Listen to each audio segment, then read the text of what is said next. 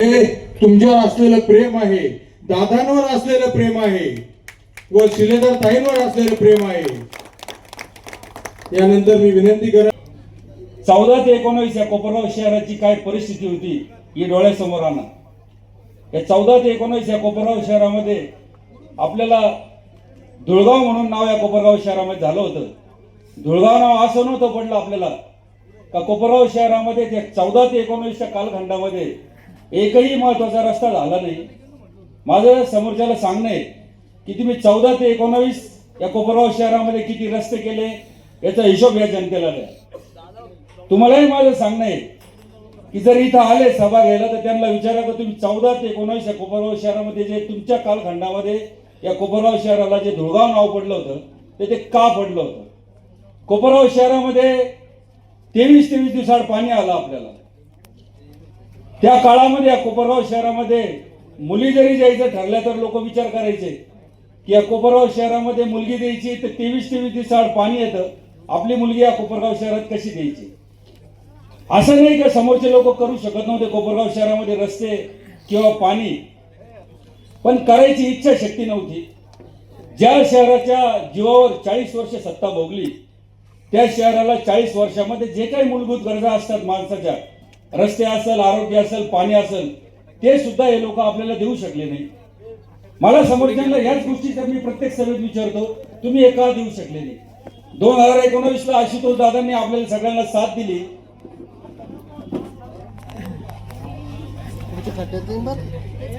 की तुम्ही मला 2019च्या निवडणुकीला निवडून द्या, मी कोपरगाव शहरातील पाण्याची समस्या असेल, रस्त्याची समस्या असेल, या सगळ्या समस्यावर मात करल.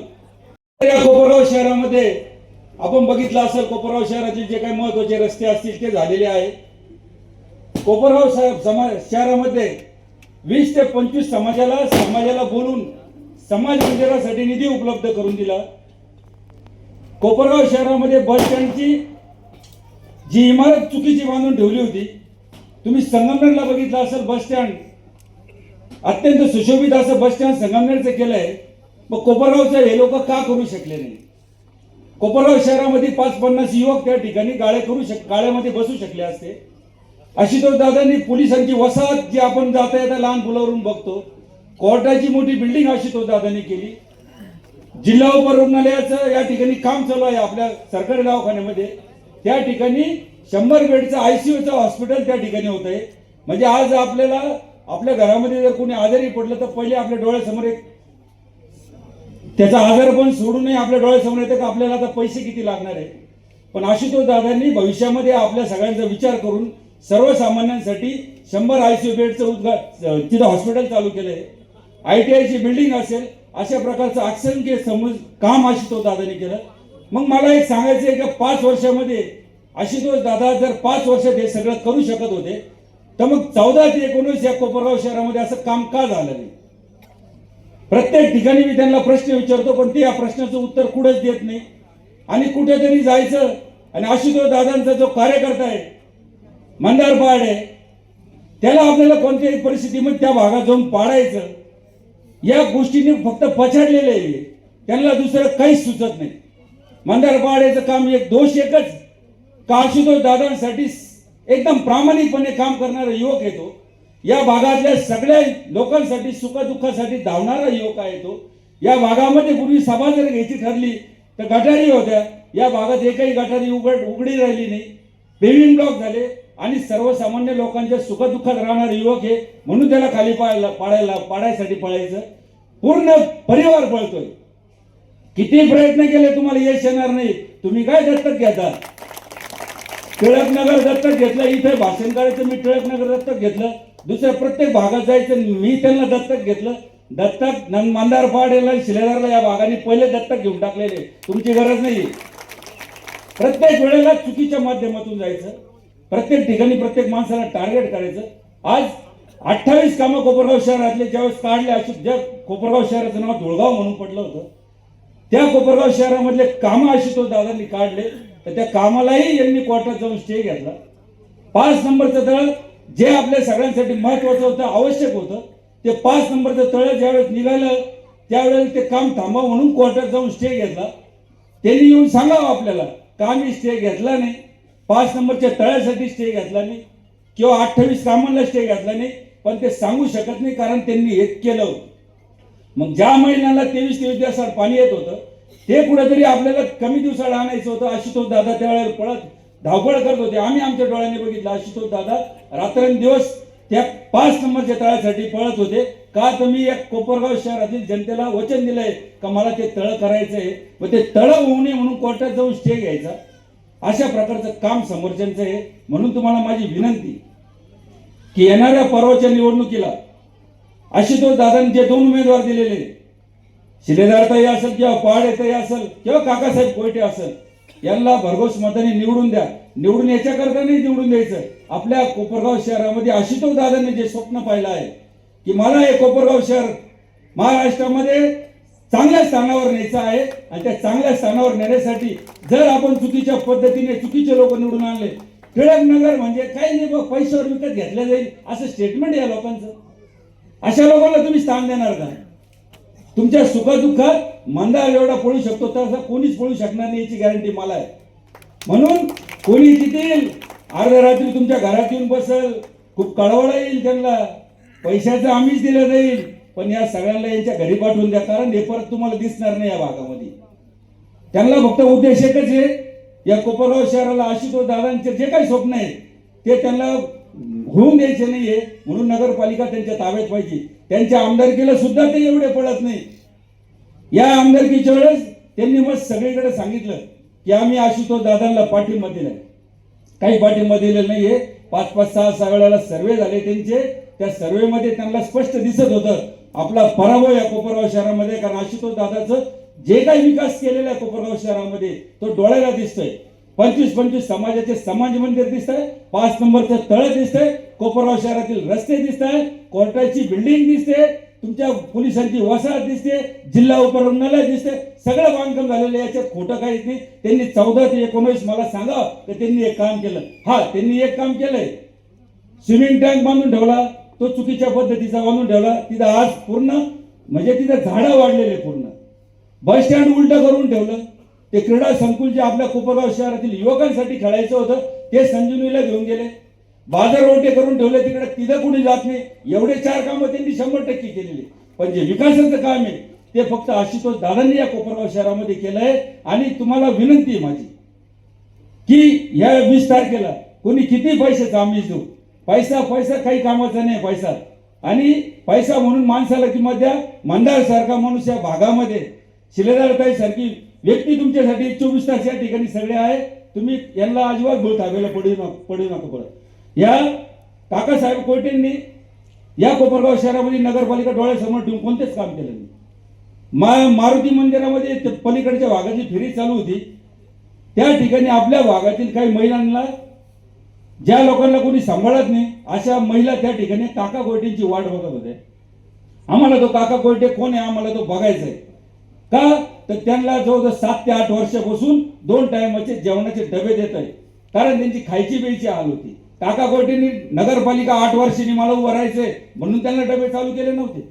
शिर्डीला वृद्धाश्रम आहे, सगळ्या प्रकारचं काम काकांनी केलं आहे. आणि अशा प्रकारे असा उमेदवार काकांसारखा दिलेला आहे आशुतोष दादांनी. म्हणून येत्या 20 तारखेला परवाच्या दिवशी पूर्ण घड्याळाला तुमचे नाते होते काय आजूबाजूला असेल त्यांना तुम्ही 100% सांगा, स्वतःहून प्रचार करा आणि घड्याळाला मतदान करा.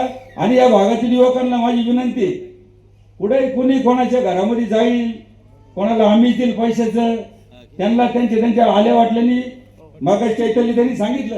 आज गेल्या 20 दिवसापासून आम्ही या प्रभागामध्ये प्रचार करतोय. दादा या प्रभागामध्ये प्रचार करताना असा कुठला भाग असा कोणता भाग नव्हता का ज्या भागामध्ये तुमच्या माध्यमातून आमच्या सर्वांच्या पाठपुराव्याने त्या भागात आम्ही कामं करू शकलो नाही. मागच्या पंचवार्षिक मधून या ठिकाणी नगरसेवक निवडून गेलेले आहेत त्यांच्या पक्षाचे, त्यांनी कधी काही काम केलेलं नाहीये. आज आपल्या सगळ्यांना आठवत असेल का ज्या समोरचे उमेदवार आहेत किंवा समोरच्या उमेदवाराचे जे नेते आहेत ते माझ्यावर टीका करून गेले. या ठिकाणी मला म्हणी का तो उमेदवार म्हणतो का आठवले नगर माझा बालेकिल्ला आहे. मी कधी म्हटलो बालेकिल्ला माझा? मी कधी नाही म्हटलो. मी फक्त एकच बोललो का प्रभाग क्रमांक 7 हा माझा परिवार आहे.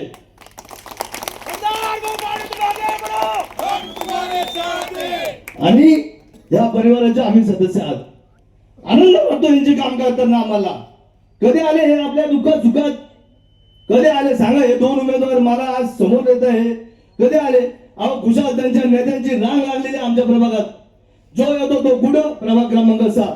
या गल्लीत मिटिंग, रात्री मिटिंग. अहो रात्री 11:30 लोकांच्या दरवाजे उठून लोकांना बोलून मिटिंग घेतली. बरं मिटिंग कशासाठी घेतली? फक्त खोटं बोलण्यासाठी. म्हणे काय तर मला असं वाईट वाटतं. ते ठीक आहे, आता ते मोठ्या घरातले असतील, ते पण मोठे आहेत, पण त्यांच्या नेत्यांनी तुमचा एकेरी उल्लेख करायला नाही पाहिजे. दादा काय बोलतात ते? काय बोलतात म्हणे ते आशुतोषने तळ केलेलं नाही म्हणे. आणि भाषा झाली, ही भाषा झाली, हे संस्कार झाले तुमच्यावर. असे संस्कार मान्य आशुतोष दादा काय आमच्या कधी दिलेले नाहीये. आज आम्ही मानतो ना का त्यांनी सांगितलं का त्या लोकांना सांगितलं का 5 नंबर तर झालेलंच नाही. अरे पाणी कुठून येते मग? झालेलं नाही तर तुमच्या शेजारी येतं ना. तुमचा तर रस्ता तो आहे. 5 नंबर तळ होऊन इथले सगळे नागरिक दादा ह्या 5 नंबर तळावर गेलेले. भूमिपूजनच्या वेळेस पण गेले आणि ते काम पूर्ण झालं होतं त्यावेळेस पण गेले. दादा सांगायला आनंद होतो या प्रभागात आम्ही ज्यावेळेस काम करतो त्यावेळेस. हा प्रभाग आम्ही एक आमचा परिवार म्हणून समजतो. माझ्याकडे एवढी कागदाची लिस्ट आहे दादा. एवढे कामं या ठिकाणी केलेले असा एक भाग नसेल का त्या भागामध्ये आम्ही कामं केलेले नाही. टिळकनगर भाग असेल, गोदाम गल्ली असेल, बँक रोड असेल, गुरुद्वारा रोड असेल, गोगरू बाबा गल्ली परिसर असेल. 10 वर्ष त्यांचे नगर चौक त्या गिरमे चाळीमध्ये होते. दोन्ही गिरमेचा 1 रुपयाचं काम नव्हतं त्या ठिकाणी. सर्व कामं संपलेले. आज छत्रपती शिवाजी नगर असेल, महावीर कॉलनी परिसर असेल किंवा गौतम बँके समोरचा परिसर असेल, असा एक परिसर नाही आपल्या प्रभागात जो आता आहे का त्या ठिकाणी आपल्या प्रभागात काम करू शकलो नाही आम्ही. आणि माझ्यावर टीका करतात, टार्गेट करतात का मी एक इमानदार कार्यकर्ता म्हणून. तुम्ही मला विकत घेऊ शकत नाही म्हणून तुम्ही मला टार्गेट करता, बाकी काहीच नाही. तुम्ही माझी किंमत लावू शकत नाही. अरे मी हार बद करेल पण तुम्हाला कधी शरणेगात जाणार नाही, हा माझा शब्द या ठिकाणी. आज इलेक्शन आलं म्हणून बोलायचा विषय नाही. मी कायम यांच्या सोबत आहे, कायम यांच्या सोबत आहे. बोलायला खूप आहे, खूप गोष्टी आहे त्यांच्याबद्दल बोलायला. फक्त मान्य आमदार आशुतोष दादांसाठी पुढे एक सभा पण आहे.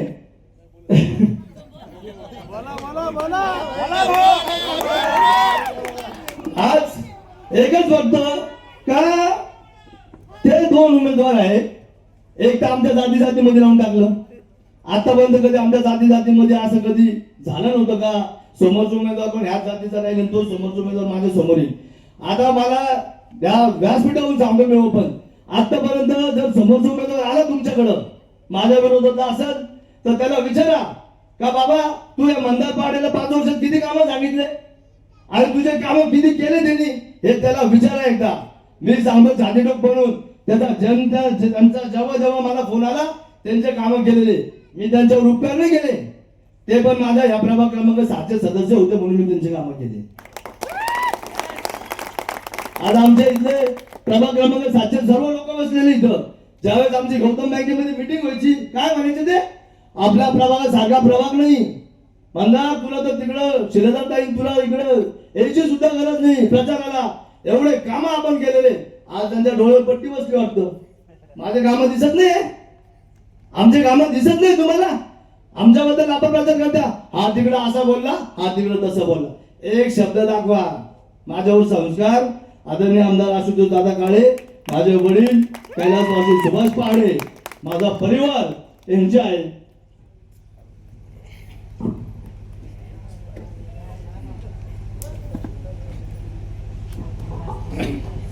टीका करण्याची एक हद्द असते. टीका करा, विकासावर करा. तुमच्या संघ विकासावर टीका करण्याची हिंमत माझ्यात आहे, कारण मी कामाचा माणूस आहे.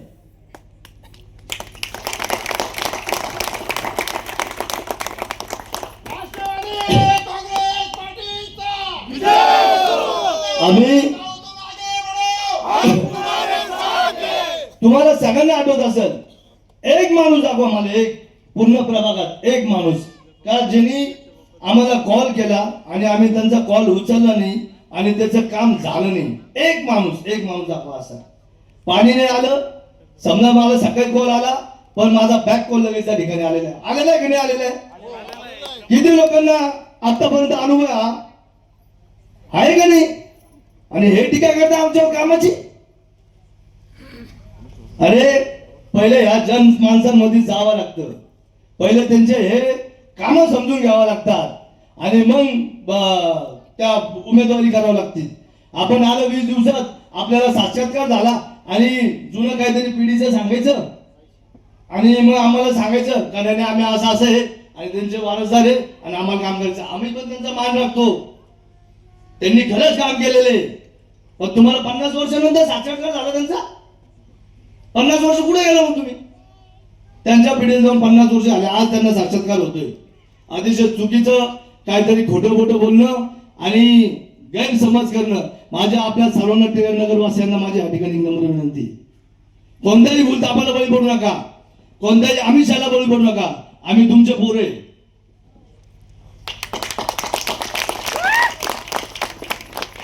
आम्ही तुमचे पोरे. मी असल म्हणजे आता मी नाही, माझी मिसेस उभी गौरी, ती असल.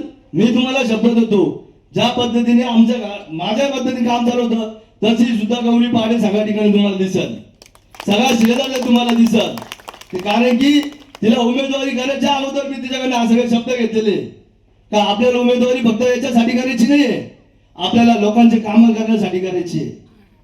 आपल्याला लोकांचे कामं करायचे आहे, त्याच्यामध्ये आपल्याला आनंद आहे. बोलण्यासारखं खूप आहे. माझे फक्त आपल्याला हात जोडून एकच विनंती राहील, कोणत्याही भूलथापाला बळी पडू नका, कोणत्याही आमिषाला बळी पडू नका. आणि या 20 तारखेला तुमचे मतदान रूपी आशीर्वाद माननीय आदरणीय काकासाहेब कोयटे जे नगराध्यक्षाचे उमेदवार आहे, आता सुनील भाऊ बोलून गेले त्यांच्याबद्दल. का विचार करा ना, 20 वर्षामध्ये मागच्या ते माणूस राजकारणात नव्हता, होते का राजकारणात? नाही. कोपरगावमध्ये प्रत्येक ऍक्टिव्हिटी मध्ये काकासाहेब कोयटे होते.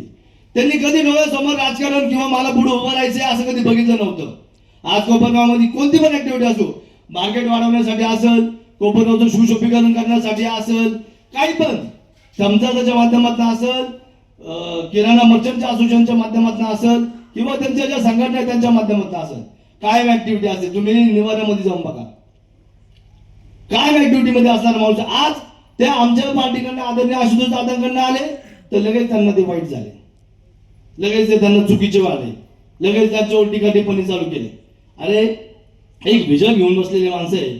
आदरणीय आशुतोष दादाचं व्हिजन आणि काकासाहेबांची साथ, असे सगळे आशुतोष दादांची साथ असं करून आपल्याला कोपरगाव पुढे रन करायचे. आपल्याला माहिती आहे का माननीय आमदार आशुतोष दादा अजून 4 वर्ष आमदार आहे आणि आपण जर काही चुकीचा डिसिजन घेतो पूर्ण कोपरगावकरांनी तर 4 वर्ष पूर्ण हेच बघायचं का आपल्याला? कोर्ट कचऱ्या यांना तर आमचे फॉर्म सुद्धा चुकीचे वाटले होते, त्यावेळी पण कोर्टात गेले होते. अहो 5वा नंबर तर कोर्टात, 28 आम्हाला कोर्टात, यांना ती सवय. माझं एकच म्हणणं आहे की आमदार आशुतोष दादा पुढे 4 वर्ष आमदार साहेब राहणार आहे. कोपरगावला भरघोस असा ते निधी आणणार आहे. सत्ता जर त्यांच्या ताब्यात असेल तर आपण कोपरगावचे विकास कामं अजून गतीने करू शकतो. माझे म्हणून आपल्या सर्वांना विनंती आहे की येणाऱ्या 20 तारखेला कोणत्याही भूलथापाला बळी न पडता माननीय काकासाहेब कोयटे, सो प्रतिभाताई सुनील शिलेदार, सो गौरी पहाटे यांना तुम्ही भरघोस मताने निवडून द्या. आणि जो आज आपल्या कोपरगाव शहरामध्ये प्रभाग क्रमांक 7 जो सेंटरला आहे त्या ठिकाणी मान्य आमदार आशुतोष दादांच्या सहकार्याने सगळ्यात जास्त निधी आशुतोष दादांनी आपल्या प्रभागाला दिलेला आहे, सगळ्यात जास्त निधी. आणि मला सांगायला पण चांगलं वाटतं का आपण पूर्ण कोपरगाव शहरामध्ये जेवढे 15 प्रभाग आहे त्या 15 प्रभागामध्ये सगळ्यात जास्त कामं करू शकलेलो आहे, सगळ्यात जास्त. असं एक पण राऊंड नसेल का त्या ठिकाणी आपलं काम झालं नसेल. म्हणून आपल्या सर्वांना विनंती करतो की येणाऱ्या 20 तारखेला घड्याळ या चिन्हासमोरील बटन दाबा आणि तुमच्या आशीर्वाद रूपी मतदान आम्हाला द्या, बस एवढी नम्र विनंती करतो. परवाच्या दिवशी 20 तारखेला आपल्या सर्वांना आपल्या कोपरगाव नगर परिषदेचा नगराध्यक्ष आणि नगरसेवक, आपल्या प्रभागाचे नगरसेवक निवडण्यासाठी आपण सर्वजण मतदान करणार आहोत. आणि या सभेच्या निमित्ताने आपल्याला मी विनंती करतो, आपण सर्वांनी आपले 3 मत घड्याळ चिन्हाचे उमेदवार नगराध्यक्ष पदाचे असतील किंवा नगरसेवक पदाचे असतील, या घड्याळ चिन्हाचे उमेदवार आपण सर्वांनी निवडून द्यावे आणि आपल्या सर्वांची सेवा करण्याची संधी त्यांना उपलब्ध करून द्यावी. तसेच आपल्या 2024च्या विधानसभेच्या निवडणुकीमध्ये आपण सर्वांनी राज्यामध्ये 5व्या क्रमांकाचं मताधिक्य मला आपण सर्वांनी दिलं आणि आपल्या सर्वांचा आमदार म्हणून दुसऱ्यांदा काम करण्याची संधी दिली. त्याबद्दल आपल्या सर्वांचे मी मनापासून आभार व्यक्त करतो.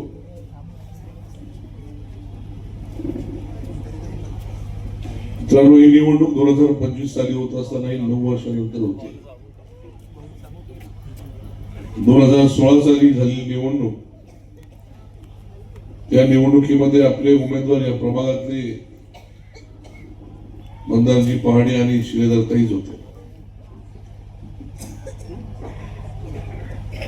मला आठवतं 2016 साली आपल्या राष्ट्रवादी काँग्रेस पक्षाचे नगरसेवक जे निवडून आले, त्यावेळेस हा प्रभाग क्रमांक 6 होता आणि आपल्या बाजूने निकाल लागला या प्रभागापासून. आणि म्हणून विशेष प्रेम आपल्या प्रभागावर त्यावेळेसच्या काळापासून माझं आहे आणि आपल्या सर्वांचं देखील आपल्या उमेदवारासह माझ्यावर पण आहे.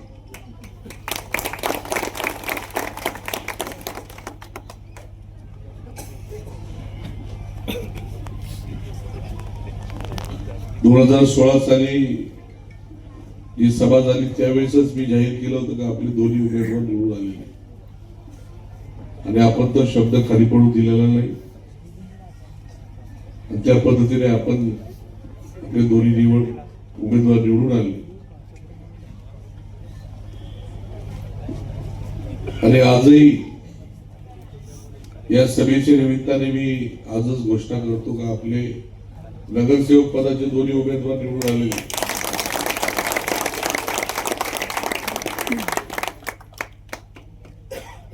नगराध्यक्ष पदाच्या उमेदवाराला पण चांगल्या पद्धतीचं मताधिक्य आपल्या प्रभागातून राहील. शिलेदारताईंचं भाषण तर आपण ऐकलेलं याच्यामध्ये, पण आपल्या गौरीताईंचं भाषण पहिल्यांदा ऐकलं. थोडे दिवस येऊ द्या, मतदार भाऊपेक्षा चांगलं भाषण करून दाखवणार.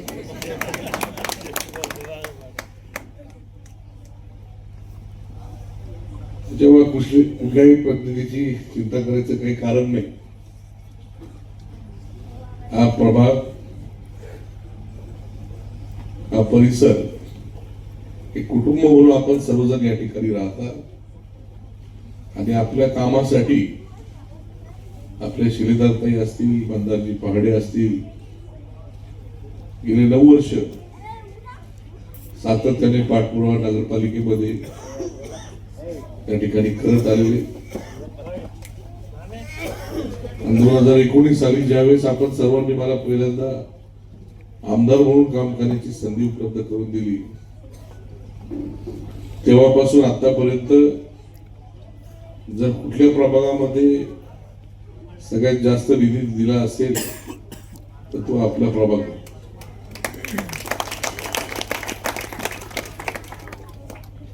कारण यांचा पाठपुरावा जेवढा डेंजर असायचा, हा रस्ता झाला पाहिजे, ते सभागृह झालं पाहिजे, हे असले काम झाले पाहिजे, एवढा पाठपुरावा मला नाही वाटत कुठल्या नगरसेवकांनी त्या ठिकाणी केला. म्हणून एवढी कामं आपल्या प्रभागामध्ये होऊ शकली. त्याची यादी फार मोठी आहे, मी काही या ठिकाणी ती वाचणार नाही, परंतु आपल्याही सर्वांना त्या ठिकाणी बदल झालेले दिसतात. पाण्याच्या बाबतीमध्ये आपल्याला सांगायची गरज नाही, पण आपण सर्वांनीच 5 नंबर तलाव बघितलेला आहे.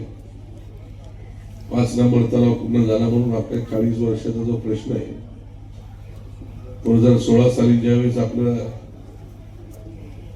निवडणुकीला आपल्याला सामोरं जात होतो त्यावेळेस आपल्याला 23 दिवसात पाणी येत होतं ना, आज आपल्याला 4 दिवसानंतर पाणी येतंय. आणि मी आपल्या सर्वांना शब्द दिलेला आहे का आपल्याला पाणी रोज आपल्या कोपरगाव शहराला द्यायचंय आणि माझा शब्द मी पूर्ण करणारच.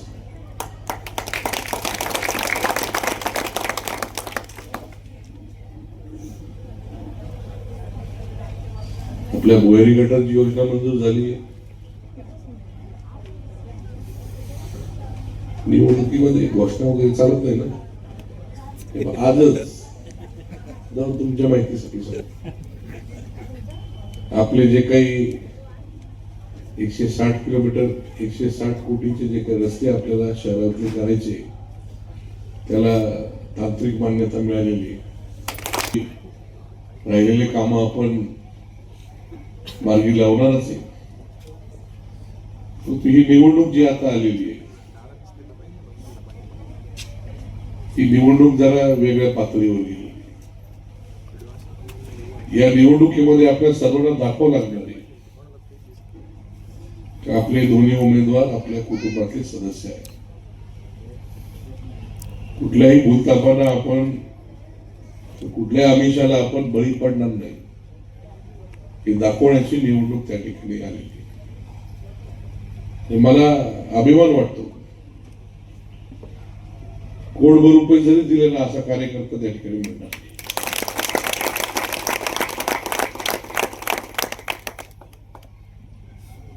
किती जरी अडचणी असल्या खांद्याला खांदा लावून उभं राहणारा आपला मंदार भाऊ आहे. आणि अशाच पद्धतीने मला खात्री का आपल्यासाठी देखील कुठली अडचण आपल्या समोर आली त्याच पद्धतीने आपल्या बरोबर राहणारा आपला मंदार भाऊ आहे. आणि ही वेळ मंदार भाऊ असतील किंवा आपल्या श्रीधरचाही असतील यांच्यावर आज आहे. त्यांच्यावर विश्वास दाखवण्याची वेळ आज आहे. म्हणून आपण सर्वांनी येत्या 20 तारखेला एवढे कचकचून बटणं दाबा घड्याळाची, मशीन गरम झालं पाहिजे.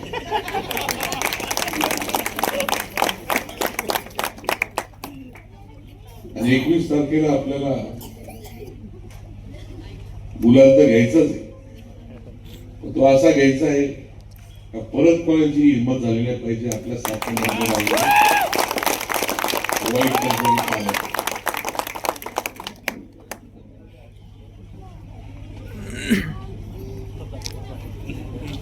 बोलण्यासारखं भरपूर आहे. कशा पद्धतीचं राजकारण आपल्या नगरपालिकेमध्ये शहरामध्ये झालं मागच्या काळामध्ये आपल्या सर्वजण पाहिलं. आपल्या प्रत्येक कामाला कोर्टात यायचं, सभागृहामध्ये विरोधी ठराव घ्यायचे, आपल्याला पाणी मिळू नये 5 नंबर तळाचं काम थांबवण्याचं काम करायचं. पण किती जरी त्यांनी अडथळे आणले आपल्या सर्वांचे आशीर्वाद माझ्या मागे होते म्हणून आपला 5 नंबर तळ पूर्ण झालेला आहे. तर जे काही राहिलेले कामं आपले आहे या पुढच्या 3 वर्षामध्ये ते कामं आपल्याला पूर्ण करायचे. तर मग आपल्या हक्काचे नगराध्यक्ष आणि नगरसेवक आपल्या प्रभागातून ते येणारच आहे. शहरामधल्या सर्व प्रभागातून घड्याळ चिन्हाचे सर्व नगरसेवक निवडून आणण्याची जबाबदारी आपल्या प्रभागाने त्या ठिकाणी घ्यावी.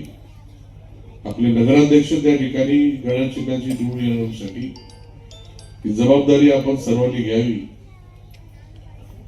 ज्या पद्धतीचं स्वप्न आपण आपल्या कोपरगाव शहरासाठी बघितलेलं आहे ते पूर्ण करण्यासाठी आपल्याला ही सत्ता हवी. आपल्याला काही सत्ता ही घरामध्ये नकोय. आपल्याला सत्ता ही कामासाठी पाहिजे. कामाला कुठेही अडथळा होऊ नये म्हणून ही सत्ता पाहिजे. पुढचे 4 वर्ष जो काही निधी आपल्या नगरपालिकेला येणार आहे त्याचं योग्य नियोजन त्याचा वापर त्या ठिकाणी झाला ते आपल्या अडचणी दूर होणार आहे म्हणून यासाठी सत्ता पाहिजे. म्हणून आपण सर्वांनी त्या पद्धतीने मतदानाची वेळ संपेपर्यंत काळजीपूर्वक या सर्व मतदानाची प्रक्रिया पार पाडावी. 2025च्या या सार्वत्रिक निवडणुकीमध्ये एक इतिहास त्या ठिकाणी घडवावा अशा प्रकारची विनंती आपल्याला या ठिकाणी करतो. पण सर्वजण मोठ्या संख्येने त्या सभेसाठी उपस्थित. आपल्याला मोठं करायचंय, आपणच आपल्या वहिनीच्या मागे उभा राहायचंय, आपणच काकांबरोबर उभा राहायचंय आणि आपल्याला कोपरगावला एक चांगलं शहर आज आपण काम करतोय, काम दिसतंय लोकांना. मी एवढंच म्हणेन की जे काम दिसतंय त्या कामावर विश्वास ठेवून आपण मतदान करा. उगाच कुणीतरी काहीतरी 20 दिवस झालं फक्त शिकवतंय, सांगतंय, मुद्दामून त्रास देतायत, दादागिरी करतायत. हे फक्त आता हे 2 दिवसापुरतच आहे. परत आपल्यासाठी कोण येणार आहे? आपलाच मुलगा, आपलीच वहिनी, आपलेच काका आणि आपलेच दादा. अगोदर इथं काका बोलत होते आणि काकांनी सांगितलं सुखादुःखामध्ये कुणालाही 5 मिनिटं अगोदर जरी फोन केला तर सगळे हजर राहतात. हो, कोण राहतात? आजच्या या युगात मला एकच गोष्ट विचारायची आहे, आपले सख्खे पण येत नाही तो. हे लोक मागील 5 वर्षात कोणतंही पद नसताना देखील आपल्या सेवेसाठी हजर राहिलेले आहे. प्रत्येक गोष्टीसाठी आपल्या लोकांसाठी झटत राहिलेले आहे. माझी आपल्याकडे विनंती आहे की आपले माणसं ओळखा आणि आपल्याच माणसांना मतदान करा. एवढंच मी तुम्हाला विनंती करणार आहे. आणि परवा दिवशी आपण सर्व जणांनी कुणी काही जरी सांगितलं, हे सगळं तात्पुरतं आहे, लक्षात घ्या. आपण सर्व जण जे आहोत रोज समोर समोर आहोत. हे आपल्याकडे येणार नाहीयेत परत. यांना आपले घरही माहित नाहीये, ते आता कुठे शोधायला आले होते. त्याच्यामुळे आपण सर्व, मला असं वाटतं, मला महिलांवरती तर खूप खूप विश्वास आहे की सर्वजणी खूप सुज्ञ आहात. पुरुष मंडळी खूप सुज्ञ आहे. सगळ्यांना समजतं की आपल्याला आपलं जे मूल्यवान मत आहे हे आपल्याला माणुसकी म्हणून जे लोक आपल्यासाठी आजपर्यंत येत होते आपण त्यांना द्यावं. तेच लोक आपल्या पुढे पण येणार आहेत, हे लक्षात ठेवू. नवीन कुणीतरी आज येतंय, त्यांना पाहुण्यांसारखं तुम्ही खाऊ पिऊ घाला आणि परत पाठवा, एवढी विनंती करते.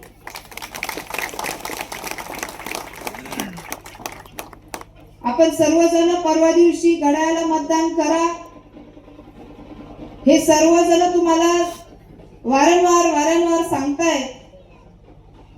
पण मी एवढंच सांगेन की आज आपल्या या मुलाला, आपल्या या वहिनीला, खर तर 2-2 महिन्याचे, दोघी बहिणीच उभ्या आहेत आणि आपल्या काकाजींना आपली साथ द्या, आपला आशीर्वाद द्या, आपल्या लोकांना मोठं करा. एवढंच मी इथं बोलेल, कारण टिळक नगर हे त्यांचं घर आहे. घरासारखं आपण त्यांना सांभाळा, एवढंच मी इथं बोलणार आहे. आता भगिनींनो, दादांनी जे आता या ठिकाणी आपण सर्वांना आवाहन केलं, त्या आवाहनानुसार आणि तुम्ही सगळ्यांनी टाळ्या वाजवून त्याचा प्रतिसाद दिला, त्यामुळं ह्या प्रभागातील आणि कोपरगाव शहरातील सर्व सर्व प्रभागांमध्ये राष्ट्रवादी काँग्रेस पक्षाचे उमेदवार निवडून येणार आहेत. आणि त्याकरता तुम्ही सर्वांनी टाळ्या वाजवून अनुमोदन दिलं, म्हणजे या प्रभागातील उमेदवार निवडून आले असं तुम्ही जे आज घोषित केलं, त्याबद्दल तुमच्या सर्वांचे मनपूर्वक खूप खूप आभार. असंच प्रेम तुम्ही सर्वांनी राष्ट्रवादी काँग्रेस पक्षावर राहू द्यावं. आणि आजच्या सभेला तुम्ही सर्वजण उपस्थित राहिला त्याबद्दल तुमच्या सर्वांचे खूप खूप आभार. धन्यवाद. जय हिंद, जय राष्ट्रवादी.